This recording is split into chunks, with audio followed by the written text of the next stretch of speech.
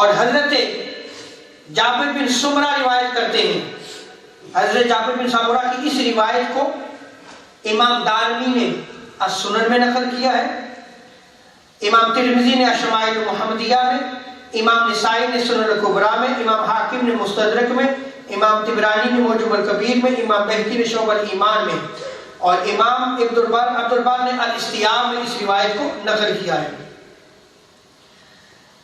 آپ بیان کرتے ہیں کہ میں نے ایک چاندنی رات میں تاجدار کائنات صلی اللہ علیہ وسلم کی زیارت کی. چاندنی رات تھی، حضور بھی جو تشریف فرما تھے، صحابہ بھی بیٹھے ہوئے تھے، میں بھی پہنچ گیا. تو جب میں نے آپ علیہ السلام کی زیارت کی، اس وقت آپ علیہ السلام نے جو لباس مبارک پہنا ہوا تھا، جو زیب تن کیا ہوا تھا، وہ سرخ لباس تھا. چاند بھی 14ویں کا چمک رہا ہو، رات بھی چاندنی ہو، اور حسن و جمال والے نے سرخ لباس پہنا ہوا ہو. آپ بیان کرتے ہیں کہ میں نے آپ علیہ السلام کی طرف دیکھا اور پھر چاند کی طرف دیکھنا شروع کیا. یہ روایت میں بیان کرتا ہوں.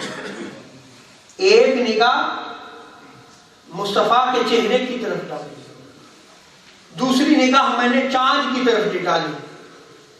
جب میں نے دیکھنا شروع کیا تو بس آپ علیہ السلام میری نظروں میں چاند سے کئی گنا زیادہ حسین تھے.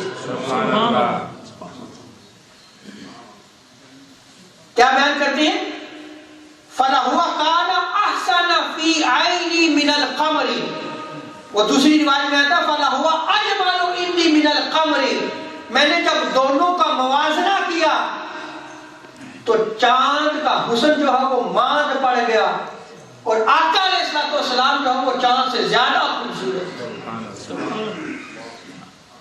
زیادہ حسین تھے، زیادہ حسن و